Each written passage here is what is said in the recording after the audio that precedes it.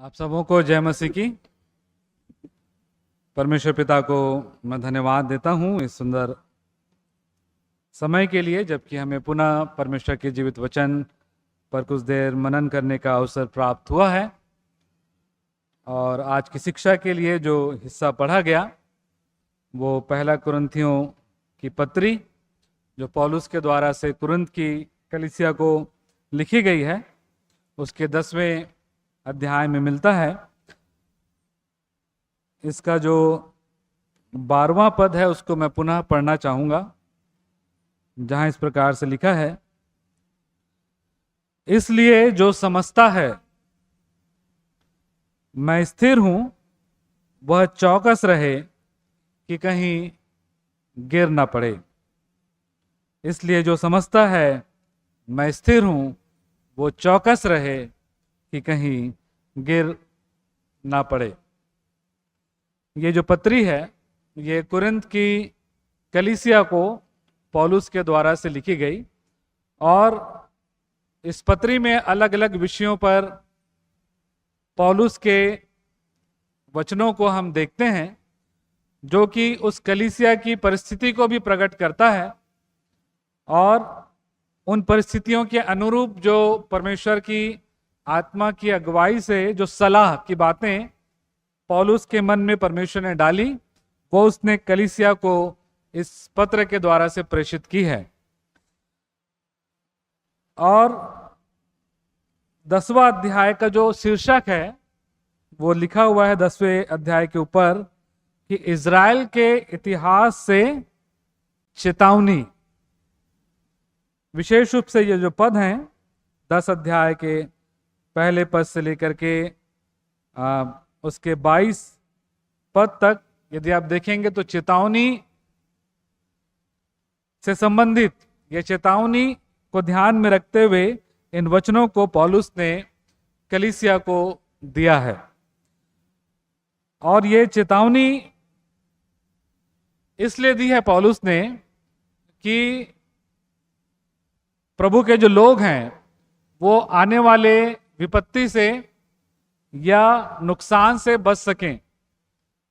चेतावनी का उद्देश्य ये होता है कि किसी प्रकार का नुकसान जो चेतावनी को ध्यान में ना रखने के कारण से हमारे जीवन में आ सकता है, हम उससे बच सकें। इसलिए चेतावनी जो है वो दी जाती है, वार्निंग पहले दी जाती है, और जब लगता है कि इस वार्निंग का कोई असर नहीं हो रहा है तब हम उसके दंड को भी कई बार अपने जीवन में भुगतते हैं। तो चेतावनी जो है वो हमारे लिए अच्छी है।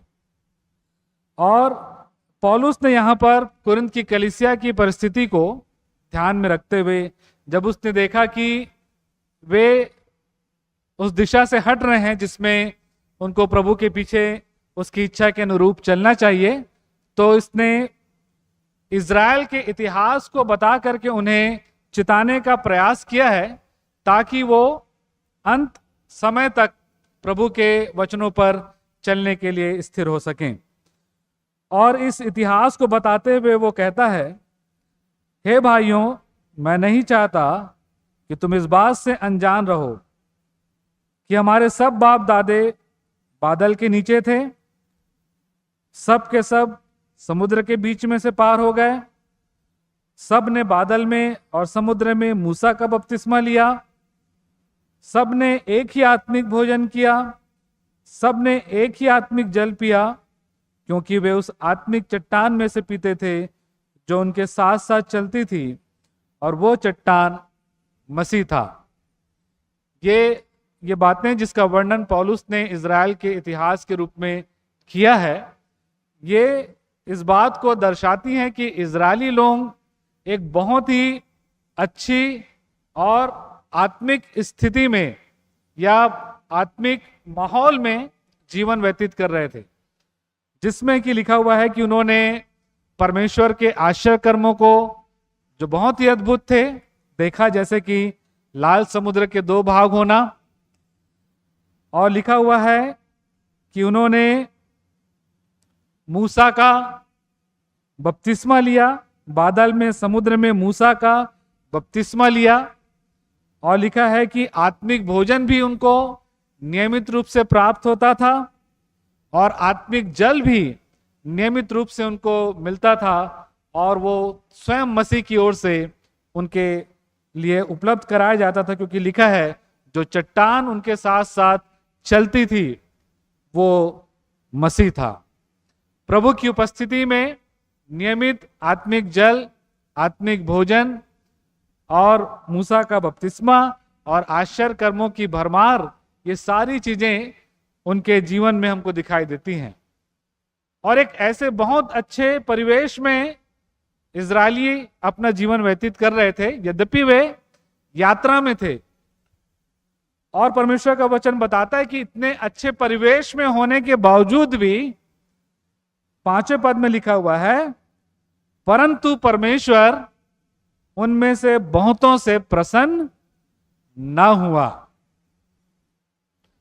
परमेश्वर ने, प्रभु यीशु मसीह ने पूरा संभव प्रयास यह किया कि उनको किसी बात की कमी और घटी ना हो, और वो नियमित रूप से परमेश्वर की इच्छा को जानकर उसके पीछे चलने के लिए प्रोत्साहित हों। लेकिन फिर भी लिखा हुआ है कि बहुत से लोग ऐसे निकले उनमें से जिनसे परमेश्वर प्रसन्न नहीं हुआ, और उसका परिणाम यह हुआ, आगे लिखा है, इसलिए वे जंगल में ही ढेर हो गए। अर्थात जिस प्रतिज्ञा के देश में वो जा रहे थे, जिसकी प्रतिज्ञा परमेश्वर ने इजरायलियों से की थी, उन्होंने अपने आप को उस प्रतिज्ञा के देश से वंचित कर लिया, जाने में या अनजाने में।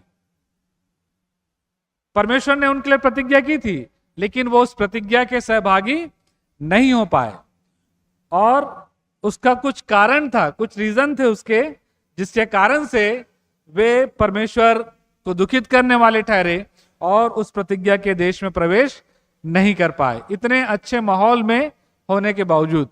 और उसके जो कारण हैं उसकी ओर मैं आपका ध्यान ले जाना चाहूंगा, जिसको कि चेतावनी के रूप में, वार्निंग के रूप में पौलुस ने कलीसिया को बताया है। और ये जो कलीसिया है, ये प्रभु पर भरोसा या प्रभु पर विश्वास करके उद्धार पाई हुई कलीसिया है, और वही परिस्थिति जो है वो आज हमारे साथ भी हो सकती है या है।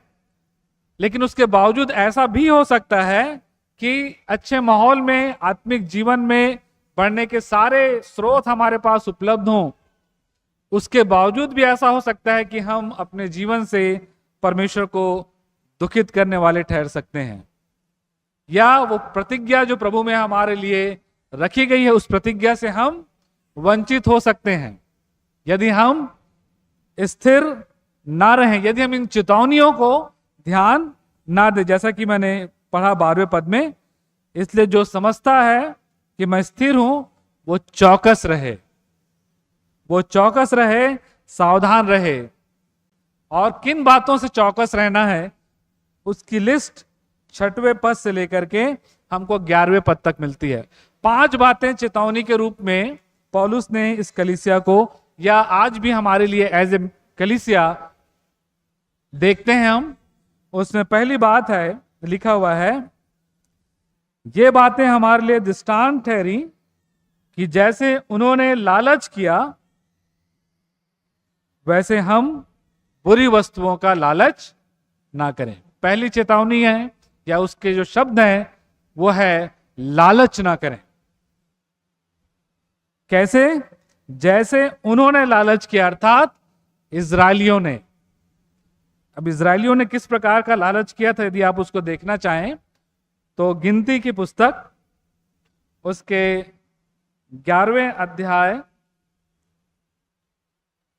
और उसके 4 से 6 पद में इस प्रकार से लिखा हुआ है, फिर जो मिली जुली भीड़ उनके साथ थी वो कामुकता करने लगी, और इजरायली भी फिर रोने और कहने लगे, हमें मांस खाने को कौन देगा?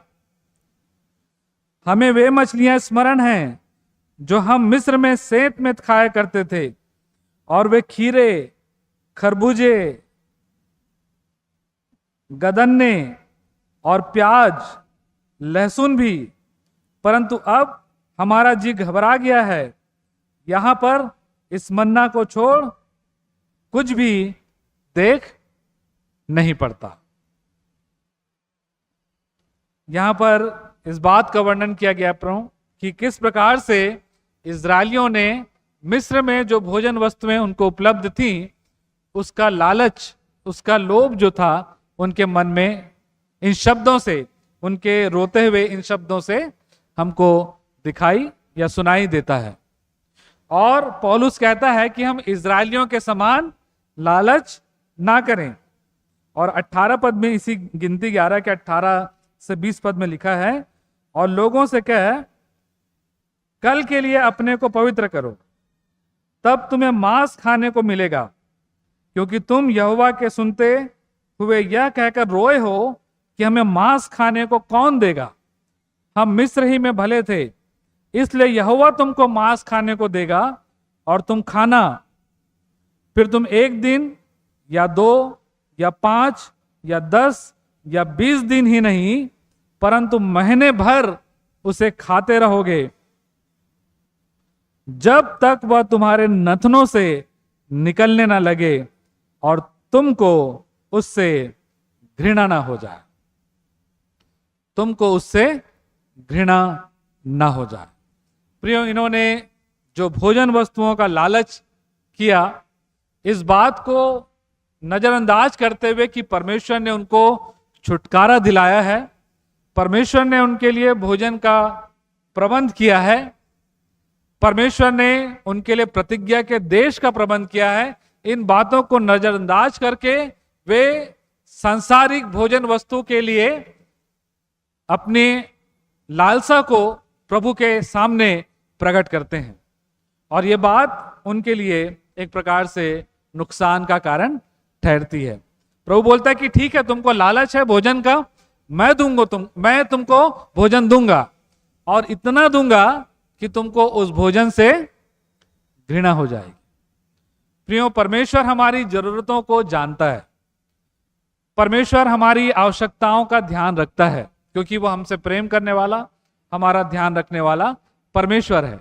लेकिन जब हमारी प्राथमिकता हमारी आवश्यकताएं हो जाती हैं, तो हम परमेश्वर को भूल जाते हैं, और जब हम परमेश्वर को भूल जाते हैं तो वो इस बात को प्रकट करता है कि हम परमेश्वर पर संपूर्ण रीति से भरोसा नहीं रखते।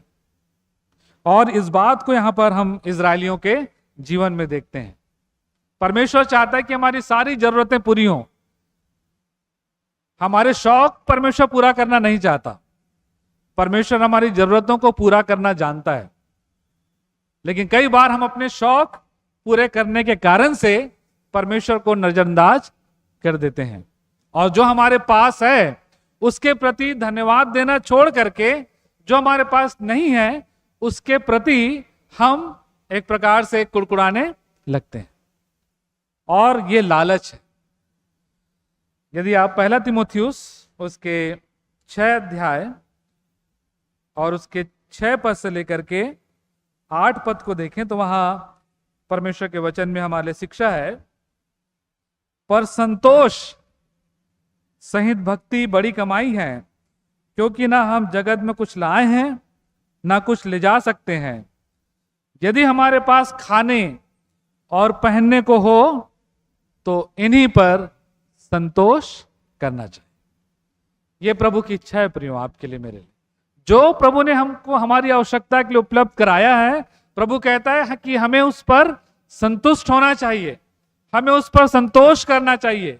और जब हम असंतुष्ट होते हैं तो जो हमारे पास नहीं है उन बातों को याद करके हम परमेश्वर के प्रति कुड़कुड़ाहट महसूस करते हैं, और वो बातें प्रियो हमको परमेश्वर से दूर लेकर के जाती हैं। और ये हमारे लिए एक चेतावनी है कि हम इजरायलियों के समान भोजन वस्तुओं का लालच ना करें जो हमारे पास नहीं है, लेकिन जो प्रभु ने हमारे पास उपलब्ध कराया है उसके लिए प्रभु का धन्यवाद करें।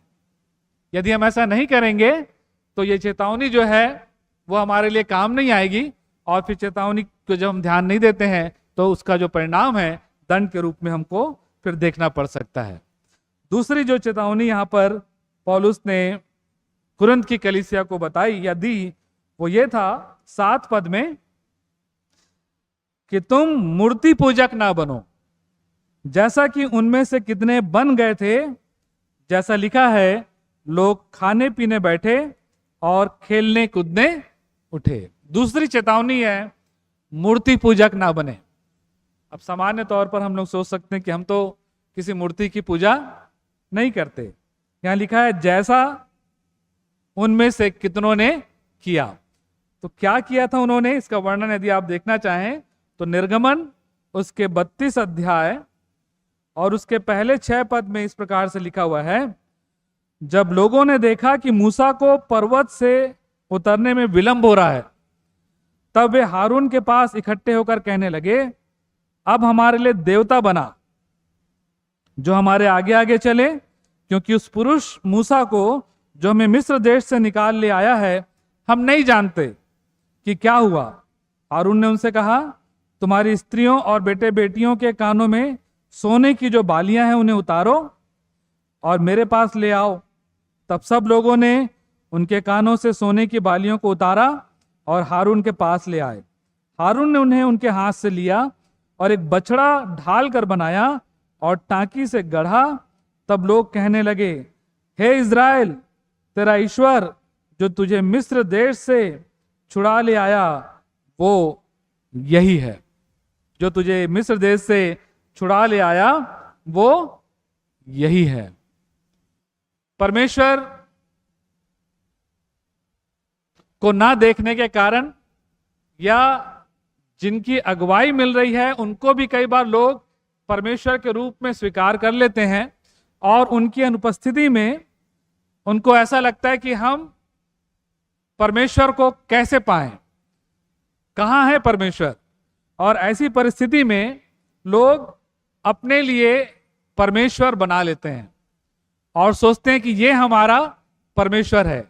अपने मन के विचार के अनुसार परमेश्वर को गढ़ लेना। यदि आप कुलुसियों की पत्री उसके 3 अध्याय को देखें तो वहां पर लिखा हुआ है, कुलुसियों 3 उसका 5,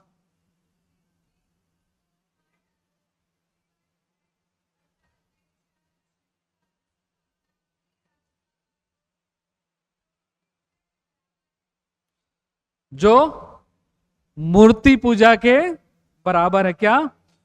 बुरी लालसा और लोभ। जो लिखा है, भले हमारे सामने कोई मूर्ति हमने नहीं रखी है, लेकिन यदि हमने उनको ही ईश्वर मान लिया है, अपनी लालसा को पूरा करना ही हमारा पहला धर्म हो जाता है, तो वो हमारे जीवन में परमेश्वर का स्थान ले लेते हैं। परमेश्वर का स्थान लेने के कारण से हम अपने जीवन में परमेश्वर के द्वारा से फिर उनके क्रोध का भी सामना करते हैं। जब अन्य वस्तुएं, हमारे स्वयं की लालसा, हमारी मनसा, जब परमेश्वर का स्थान, जो पहला स्थान हमारे जीवन में होना चाहिए, जब वो ले लेती हैं, तो हम जो है प्रियो, वो परमेश्वर के स्थान में किसी अन्य वस्तुओं को अपने मन की लालसा को पूरी करने के द्वारा से या उसकी इच्छा रखने के द्वारा से अपने लिए उसको एक ईश्वर के रूप में पूजने लगते हैं, भले ही हमने उसकी कोई मूर्ति ना बनाई हो। और दूसरी बात जो कि हमको प्रेरितों के काम उसके 14 अध्याय में मिलता है, जैसा कि हमने यहाँ पर मूसा की अनुपस्थिति में भी देखा, प्रेरितों के काम उसके 14 अध्याय और उसके 8 पद से आगे इस प्रकार से लिखा हुआ है, लुस्त्रा में एक मनुष्य बैठा था जो पांव का निर्बल था। वो जन्म ही से लंगड़ा था और कभी ना चला था। वो पौलुस की बातें करते सुन रहा था। पौलुस ने उसकी ओर टकटकी लगाकर देखा कि उसे चंगा हो जाने का विश्वास है और ऊंचे शब्द से कहा, अपने पांव के बल सीधा खड़ा हो। तब वो उछल कर चलने फिरने लगा। लोगों ने पौलुस का यह काम देखकर लुकाउनिया की भाषा में ऊंचे शब्द से कहा, देवता मनुष्य के रूप में हमारे पास उतर आए हैं। उन्होंने बरनबास को ज्यूस और पौलुस को हिरमेस कहा, क्योंकि वह बातें करने में मुख्य था। ज्यूस के उस मंदिर का पुजारी जो उनके नगर के सामने था, बैल और फूलों के हार फाटकों पर लाकर लोगों के साथ बलिदान करना चाहता था, परंतु बरनबास और पौलुस प्रेरितों ने जब यह सुना तो अपने कपड़े फाड़े और भीड़ में लपके और पुकार कर कहने लगे, हे लोगों, तुम क्या करते हो? हम भी तो तुम्हारे समान दुख सुख भोगी मनुष्य हैं और तुम्हें सुसमाचार सुनाते हैं। कई बार ऐसा होता है कि लोग अगुओं को भी ईश्वर का स्थान दे देते हैं और ईश्वर से बढ़ करके वो उनके विचारों से सम्मत होकर के अपना जीवन जीने का प्रयास करते हैं, प्रभावित होकर के अपना जीवन जीना चाहते हैं। प्रभु यीशु मसीह से कम प्रभावित, लेकिन किसी अगुवे से बहुत ज्यादा प्रभावित। और ये जो प्रैक्टिस है वो आजकल धीरे धीरे बढ़ती हुई हमको नजर भी आती है कि लोग मनुष्यों के पीछे उनको एक ईश्वर के रूप में दर्जा दे करके जीवन जीने का प्रयास करते हैं, शायद इसलिए क्योंकि वो परमेश्वर को नहीं देख रहे हैं।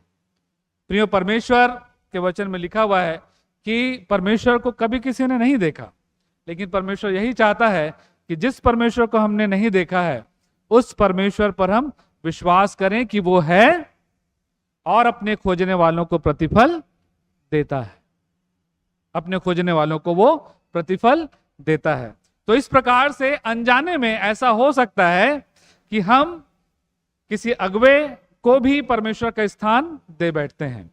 अनजाने में ऐसा होता है कि किसी वस्तु को प्राप्त करने की इच्छा, मनसा या लोभ या कोई वस्तु हमारे लिए इतनी महत्वपूर्ण हो जाती है, इतनी इंपॉर्टेंट हो जाती है कि हमको ईश्वर से भी ज्यादा हम उसको महत्व देने लगते और वो ईश्वर का स्थान ले लेती। और यह हमारे लिए एक चेतावनी है कि हम इजरायलियों के समान मूर्ति पूजक ना बने। जो स्थान परमेश्वर का है वो परमेश्वर को ही मिलना चाहिए, किसी वस्तु या किसी व्यक्ति को नहीं। तीसरी बात जो चेतावनी के रूप में पौलुस ने कुरिन्थ की कलीसिया को लिखी है वो है 8वें पद में। वो कहता है, और ना हम व्यभिचार करें जैसा उनमें से कितनों ने किया और एक दिन में 23,000 मर गए। चेतावनी है, व्यभिचार ना करें। कैसा व्यभिचार? जैसा उनमें से कितनों ने किया, इजरायलियों में से।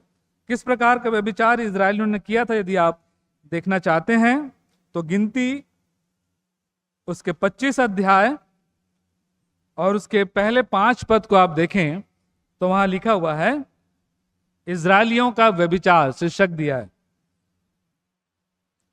इजरायली शित्तीम में रहते थे और वे लोग मुआबी लड़कियों के संग कुकर्म करने लगे, और जब उन स्त्रियों ने उन लोगों को अपने देवताओं के यज्ञों में न्योता दिया तब वे लोग खाकर उनके देवताओं को दंडवत करने लगे।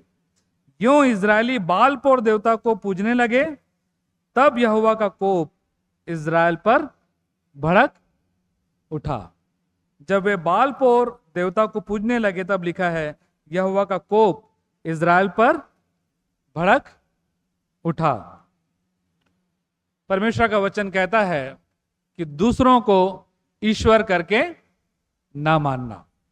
इजरायलियों ने दूसरों को ईश्वर करके जब मानना प्रारंभ किया तो ये परमेश्वर की दृष्टि में व्यभिचार था, अर्थात परमेश्वर के प्रति विश्वास योग्य ना रहना।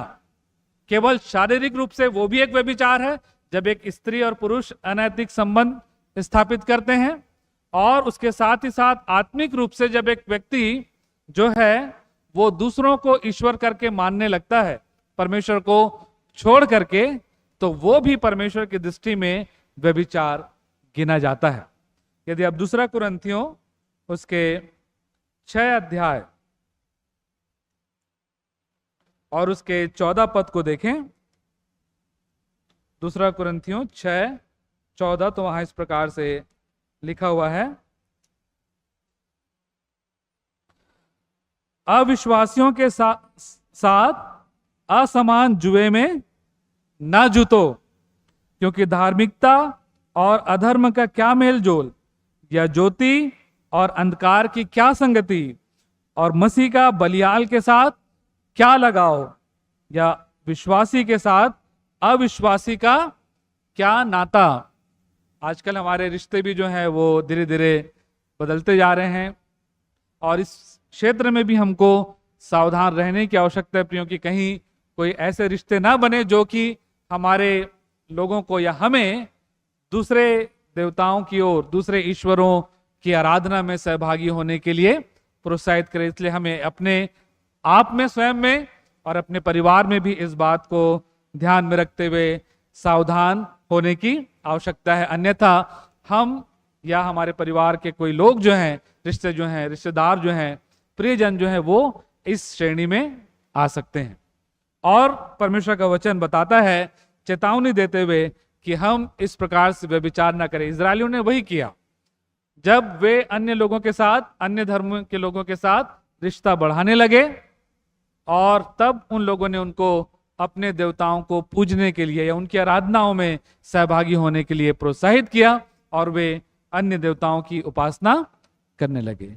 और ये परमेश्वर की दृष्टि में व्यभिचार था। और परमेश्वर के वचन में चेतावनी हमारे लिए कि हम व्यभिचार ना करें। चौथी बात जो चेतावनी के रूप में पौलुस ने कुरिन्थ की कलीसिया को लिखा है,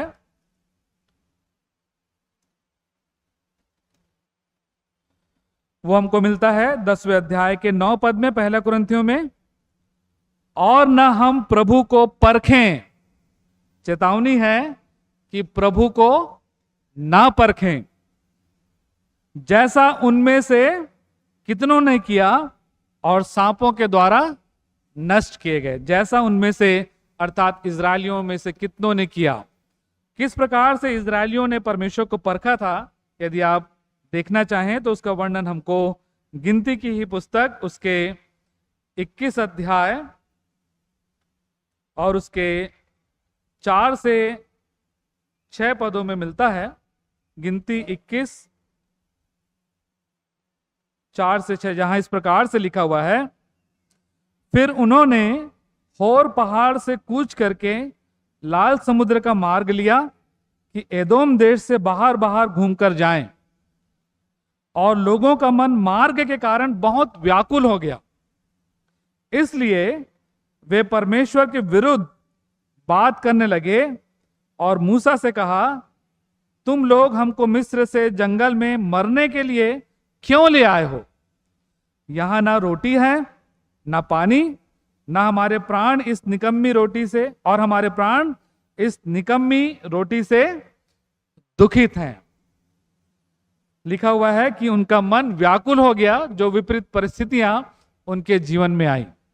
और इन विपरीत परिस्थितियों में लिखा है कि वो परमेश्वर के विरोध में बात करने लगे, या फिर संदेह करने लगे कि तुम हमको यहां इसलिए लाए हो कि हमको यहां पर मार डालो या हमारी मृत्यु हो जाए।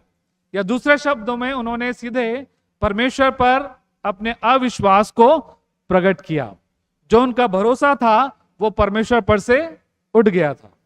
और जब हमारा भरोसा परमेश्वर पर से उठ जाता है, या हम परमेश्वर पर भरोसा नहीं रख पाते हैं, सामान्य जब सब कुछ चलते रहता है, सब ठीक ठाक रहता है, तब तो हम प्रभु की आराधना, महिमा, स्तुति बड़े आनंद और उत्साह से करते हैं। लेकिन कई बार जब विपरीत परिस्थितियां हो जाती हैं, तब क्या हम उसी आनंद और उत्साह, भरोसे और विश्वास के साथ प्रभु की आराधना कर पाते हैं? इन विपरीत परिस्थितियों में हम इस बात को पाते हैं कि इनका जो भरोसा था वो परमेश्वर पर अब नहीं रहा, या परमेश्वर पर वो संदेह करने लगे। दूसरे शब्दों में कि क्या परमेश्वर हमको इस परिस्थिति में इसलिए लाया है कि हम यहां पर मर जाएं? उस अच्छे और भले परमेश्वर पर संदेह करना परमेश्वर को परखने के बराबर।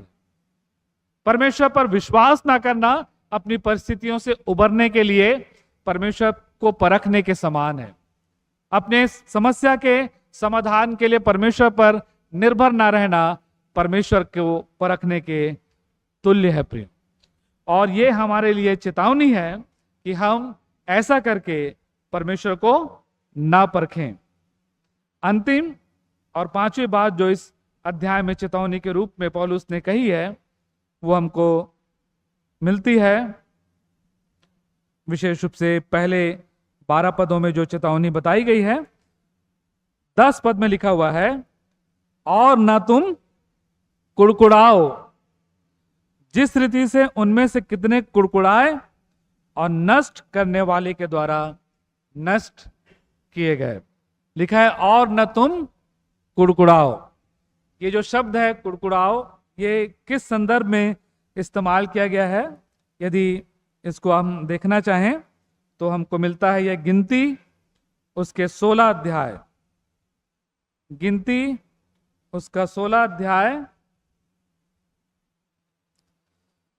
उसके पहले 3 पद में इस प्रकार से लिखा हुआ है, कोरा जो लेवी का परपोता, कहात का पोता और यिसहार का पुत्र था, वह एलियाब के पुत्र दातान और अबीराम और पेलेत के पुत्र ओन, इन तीनों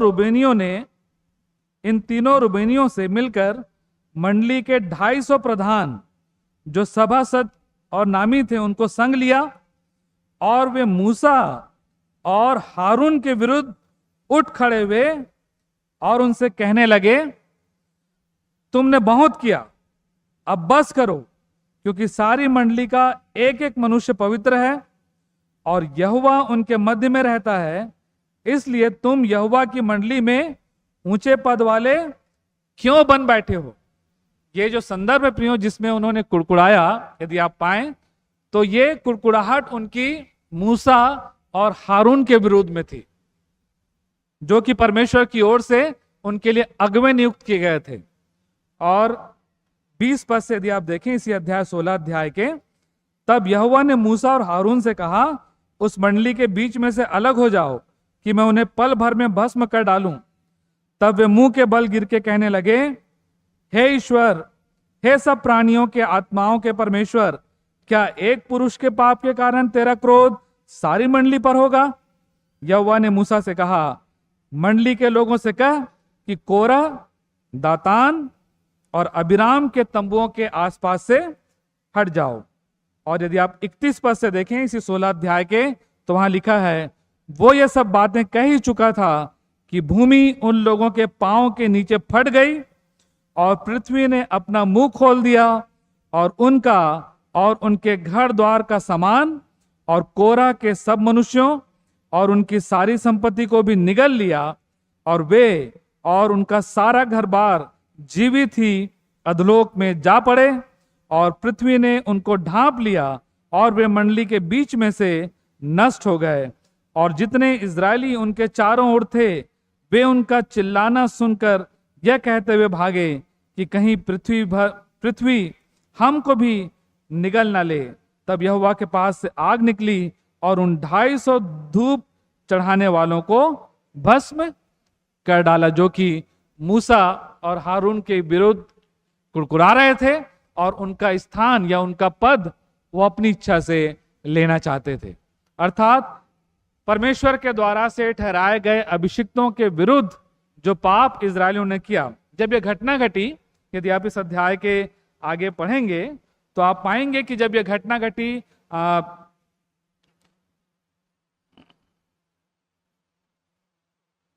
3 प्रकार के लोगों के बारे में यहां पर लिखा हुआ है।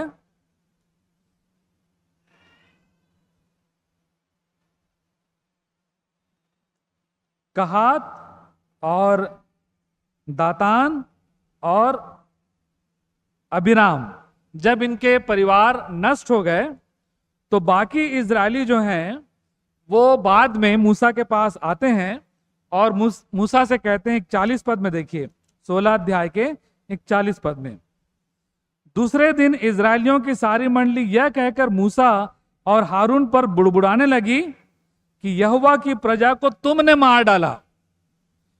और जब मंडली के लोग मूसा और हारून के विरुद्ध इकट्ठे हो रहे थे, तब उन्होंने मिलाप वाले तंबू की ओर दृष्टि की और देखा कि बादल ने उसे छा लिया है और यहोवा का तेज दिखाई दे रहा है। तब मूसा और हारून मिलाप वाले तंबू के पास आए। तब यहोवा ने मूसा और हारून से कहा, तुम उस मंडली के लोगों के बीच से हट जाओ कि मैं उन्हें पल भर में भस्म कर डालूं। तब वे मुंह के बल गिरे और मूसा ने हारून से कहा, धूपदान को लेकर उसने वेदी पर से आग रखकर उस पर धूप डाल, मंडली के पास फुर्ती से जाकर उसके लिए प्रायश्चित कर, क्योंकि यहोवा का कोप अत्यंत भड़का है और मरी फैलने लगी है। मूसा की आज्ञा के अनुसार हारून धूपदान लेकर मंडली के बीच में दौड़ गया और यह देखकर कि लोगों में मरी फैलने लगी है, उसने धूप जलाकर लोगों के लिए प्रायश्चित किया और वह मुर्दों और जीवित के मध्य में खड़ा हुआ, तब मरी थम गई। तो ये जो कुड़कुड़ाहट थी या ये जो बुड़बुड़ाने वाली बात थी, ये मूसा और हारून जो कि परमेश्वर के द्वारा नियुक्त किए गए अगुवे और अभिषिक्त थे, उनके विरोध में थी। प्रियो, और ये जो बात यहाँ पर चेतावनी के रूप में लिखी गई है कि ना हम कुड़कुड़ाएं, ये इसी संदर्भ में, अर्थात परमेश्वर के लोगों के विरोध में हम कोई बात ना करें। कई बार हम लोग अभिषिक्तों के विरोध में भी कई बार बोलने से चूकते नहीं हैं, या फिर बहुत सी बातें हम आपस में करते हैं, लेकिन ये हमारे लिए चेतावनी है, क्योंकि अगर परमेश्वर ने किसी अभिषिक्त को नियुक्त किया है तो परमेश्वर उसका लेखा लेगा, लेकिन हमें वो अधिकार नहीं कि हम अभिषिक्तों के विरोध में किसी प्रकार की बातों को अपने जीवन में स्थान दें। एक और उदाहरण बताना चाहूंगा इसी बात को ध्यान में रखते हुए। यदि आप पहला शमूएल और उसके 26 अध्याय और उसके 9 पद को देखें तो वहां पर दाऊद शाऊल के बारे में इस प्रकार से कहता है, जो कि उसका प्राण लेने वाला था। दाऊद का अवसर था कि वो शाऊल का प्राण ले, लेकिन वो एक बात कहता है 26 अध्याय के 9 पद में, पहला शमूएल 26:9, दाऊद ने अभिषय जो उसका एक साथी था उससे कहा, उसे नष्ट ना कर, अर्थात शाऊल को नष्ट ना कर, क्योंकि यहोवा के अभिषिक्त पर हाथ चलाकर कौन निर्दोष ठहर सकता है। यहोवा के अभिषिक्त पर हाथ चलाकर लिखा है, दाऊद कहता है कौन निर्दोष ठहर सकता है, और उसका उत्तर है कोई भी नहीं। और इसलिए प्रियो, ये भी हमारे लिए एक चेतावनी है कि हम अभिषिक्तों, अभी तो ऐसा नहीं होता कि कोई हाथ चलाए अभिषिक्तों के ऊपर, लेकिन शब्दों से बहुत से वार होते हैं। वो भी एक प्रकार का हथियार है हमारे लिए, जिसको हम अभिषिक्तों के विरुद्ध कई बार इस्तेमाल करने से चूकते नहीं। लेकिन ये कलीसिया के लोगों के लिए एक प्रकार से चेतावनी भी है कि हमें इन बातों से सजग रहना है, इन बातों में सतर्क, बहुत ही सावधान रहने की आवश्यकता। 5 बातें हमारे लिए इस अध्याय में मिलती है जो चेतावनी हमको याद रखना है। लालच ना करें, मूर्ति पूजक ना बने, व्यभिचार ना करें, प्रभु को ना परखें और कुड़कुड़ाए नहीं, अर्थात प्रभु के अभिषिक्तों के विरोध में किसी प्रकार की कोई बात ना करें। क्योंकि यदि हम इन चेतावनियों को ध्यान में ना रखें प्रियो, तो उसका परिणाम जो है वो अपने जीवन में हमको देखना पड़ सकता है, जैसा कि इजरायलियों ने देखा। लिखा हुआ है कि इसलिए क्योंकि उन्होंने इन चेतावनियों को नहीं माना, ध्यान नहीं दिया, लिखा है कि वे जंगल में ढेर हो गए, उस प्रतिज्ञा के देश में वे पहुंच नहीं पाए। जैसा कि मैंने पहले ही कहा कि बहुत अच्छे परिस्थिति में, माहौल में परमेश्वर के साथ साथ उनका जीवन व्यतीत हो रहा था, जहां परमेश्वर स्वयं उनसे बात करता था आमने सामने, परमेश्वर उनको आत्मिक जल पिलाता था, परमेश्वर उनको आत्मिक भोजन खिलाता था। लेकिन उसके बावजूद लिखा है कि उनमें से बहुत से लोगों से परमेश्वर प्रसन्न नहीं हुआ। क्यों? क्योंकि उन्होंने इन बातों को अपने जीवन में स्थान दिया, जो आज हमारे लिए चेतावनी बन गए हैं। परमेश्वर का वचन इस प्रकार से कहता है प्रियो कि प्राण देने तक विश्वासी रह। प्रकाशित वाक्य उसके 2 अध्याय उसके 10 पद में लिखा है, प्राण देने तक विश्वासी रह तो तू जीवन का मुकुट पाएगा। यद्यपि हमारा जो उद्धार है वो प्रभु यीशु मसीह पर विश्वास करने से होता है, लेकिन मैं यहां पर एक प्रश्न हम सबों की शिक्षा के लिए या सोचने के लिए, मनन करने के लिए रखना चाहता हूं। क्या हमारा विश्वास वास्तव में एक जेन्युइन विश्वास है, एक अडिग विश्वास है, जो विश्वास हम बोलते हैं कि हमने प्रभु यीशु मसीह पर विश्वास किया है, जिसके द्वारा से ही हम उस प्रतिज्ञा के देश में प्रवेश करेंगे। अपने कर्मों से कोई व्यक्ति नहीं पहुंचेगा वहां, लेकिन जो विश्वास हम करते हैं, क्या वो विश्वास हमारे जीवन में उस विश्वास के प्रतीक के रूप में उन कार्यों को प्रकट कर पाता है? हम विश्वास से ही प्रतिज्ञा के देश में प्रवेश करेंगे प्रभु यीशु मसीह को अपने उद्धारकर्ता के रूप में। लेकिन जो विश्वास हम प्रभु पर करते हैं, यदि वो सच्चा है, तो वो विश्वास हमारे जीवन में कार्यों को भी दिखाता है। वैसे ही कार्य हमारे जीवन में दिखाई भी देंगे, जैसा कि हम याकूब की पत्री में पढ़ते हैं कि विश्वास यदि कर्म सहित ना हो तो क्या है? क्या है? डेड, मरा हुआ है लिखा है। हमारा विश्वास यदि कर्मों के साथ ना हो, जो विश्वास हम करते हैं यदि वो हमारे जीवन से प्रकट ना हो, हमारे कार्यों से, तो हम बोल रहे हैं, सोच रहे हैं, लेकिन हम अभी भी बोलना चाहिए ऐसी स्थिति में है कि हमने संपूर्ण रीति से प्रभु यीशु मसीह को अपना जीवन समर्पित नहीं किया। यदि हम बोल कुछ रहे हैं और हमारे जीवन, हमारे कार्य किसी अन्य बातों को प्रदर्शित कर रहे हैं, इसका मतलब हमको जांचने की आवश्यकता है कि क्या वास्तव में मैंने यीशु मसीह को अपना उद्धारकर्ता मानकर अपना जीवन उसको दे दिया है। क्योंकि लिखा है विश्वास कर्म बिना अधूरा है। यदि हम विश्वास किए हैं तो हमारे जीवन से, हमारे कार्यों से भी वो प्रकट होगा। यदि आप पहला यूहन्ना उसके 3 अध्याय और उसके 3 पद को देखें तो वहां इस प्रकार से लिखा हुआ है कि जो लोग प्रभु पर विश्वास करते हैं और उस पर आशा रखते हैं, वो उनके जीवन से भी प्रकट होता है। लिखा है 3 अध्याय पहला यूहन्ना उसके 3 पद में, और जो कोई यह आशा रखता है वो अपने आप को वैसा ही पवित्र करता है जैसा वो है। वो अपने आप को वैसा ही पवित्र करता है जैसा प्रभु यीशु मसीह है। अर्थात यदि हमने प्रभु यीशु मसीह पर विश्वास किया है तो हम उसको अपने जीवन से प्रभाषित या परिभाषित करने का प्रयास निरंतर करते रहते हैं। ऐसा नहीं कि हम बोल तो रहे हैं कि मैंने प्रभु यीशु मसीह को उद्धारकर्ता स्वीकार किया है और मैं व्यभिचार भी करता रहूं, और मैं मूर्ति पूजा में भी लगा रहूं, और मैं लालच भी करूं, और मैं प्रभु को परखूं भी विपरीत परिस्थितियों में, और मैं अभिषिक्तों के विरुद्ध कुड़कुड़ाऊं या बुड़बुड़ाऊं भी। विश्वास जो है अपने कार्यों से प्रमाणित होता है। और इसलिए इन वचनों से आज जो शिक्षा मुख्य रूप से हम सबों के लिए मैं रखना चाहता हूं वो ये है प्रियो, कि हम अपने विश्वास को जांचें कि क्या हम वास्तव में विश्वास में हैं। क्या हमारा विश्वास एक जेन्युइन विश्वास है प्रभु यीशु मसीह पर, जो हमारे प्रतिदिन के जीवन से दिखता है, या ये चेतावनी की बातें जो हमारे सामने आज हमने देखी, ये बातें हमारे जीवन में दिखाई दे रही हैं, और उसके बावजूद मैं ये सोच रहा हूं कि यदि मैं विश्वास में हूं तो हो सकता है कि ये मेरे लिए एक मूर्खता होगी, मैं धोखे में जीवन व्यतीत कर रहा हूं। जैसा कि हमने इस अध्याय में पढ़ा कि जो सोचता है कि वो स्थिर है, वो चौकस रहे कि कहीं गिर ना पड़े।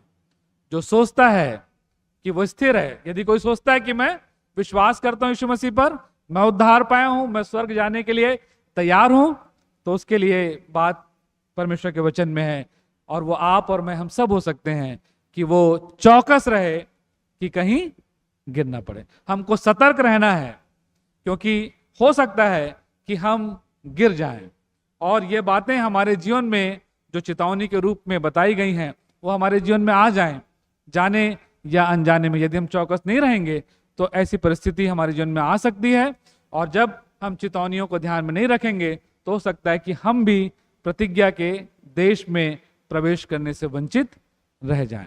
परमेश्वर आपकी मेरी हम सब की सहायता करे कि हमारा जो विश्वास है वो केवल शब्दों या बोलने वाला नहीं, लेकिन अपने व्यक्तिगत व्यवहारिक जीवन से, हमारे कार्यों से भी वो विश्वास प्रकट हो सके। और इन चेतावनियों को हम नजरअंदाज ना करें, इन चेतावनियों पर निरंतर ध्यान करते रहें, ताकि उसके आगे जो बातें हमारे लिए दुर्घटना के कारण हो सकती हैं, उनसे हम बच सकें और अंत तक विश्वासी रह करके हम उस मुकुट को प्राप्त कर सकें जो प्रभु यीशु मसीह में हमारे लिए रखा हुआ है। लिखा है, जो अंत तक धीरज धरे रहेगा उसी का उद्धार होगा। जो अंत तक विश्वासी होगा वही जीवन का मुकुट पाएगा। परमेश्वर इन वचनों के अनुसार अंत तक विश्वासी बने रह करके उस विश्वास को अपने जीवन से प्रकट करने के लिए हमें सामर्थ्य और शक्ति प्रदान करे। आइए हम प्रार्थना करें। धन्यवाद परमेश्वर पिता आपके वचनों के लिए, जिसमें आपने हमारे लिए चेतावनी की बातें रखी हैं, ताकि इससे पहले कि हम उन चेतावनियों पर ध्यान न देने के कारण से किसी दुर्घटना के शिकार हों, आपने ये बातें पहले से हमारे सामने एक साइन बोर्ड के रूप में रख दी हैं प्रभु जी, कि हम इन चेतावनियों पर ध्यान दें। क्योंकि आपका वचन कहता है प्रभु जी कि इजरायलियों ने इन चेतावनियों को ध्यान नहीं दिया और इसलिए वे आपको अप्रसन्न करने वाले ठहरे। आपका वचन कहता है प्रभु, विश्वास बिना आपको प्रसन्न करना अनहोना है। हमारी सहायता करें कि एक सच्चे विश्वास के साथ जीवन जीते हुए हम आपको प्रसन्न करने वाले हों, ताकि जो प्रतिज्ञा आपने हमारे लिए प्रभु यीशु मसीह में अनंत जीवन और स्वर्गीय राज की दी है, उस प्रतिज्ञा के हम सब सहभागी हो सकें। हमारी सहायता करें प्रभु जी कि निरंतर इन चेतावनियों को हम ध्यान रखते हुए आपकी इच्छा के अनुरूप जीवन जीने के लिए सतर्क और सावधान रह सकें। धन्यवाद कि आप अपने वचन के द्वारा से हमें प्रोत्साहन देते हैं, शिक्षा देते हैं, समझाइश देते हैं। इन वचनों को स्मरण रखने और इन वचनों के अनुरूप जीवन जीते हुए प्रभु जी आपकी इच्छा को पूरी करने के लिए आपकी सामर्थ, आपकी शक्ति पवित्र आत्मा के द्वारा से हम में से प्रत्येक के लिए चाहते हैं। और धन्यवाद के साथ इस विनती को मुक्तिदाता यीशु मसीह के नाम से मांग लेते हैं, आमीन।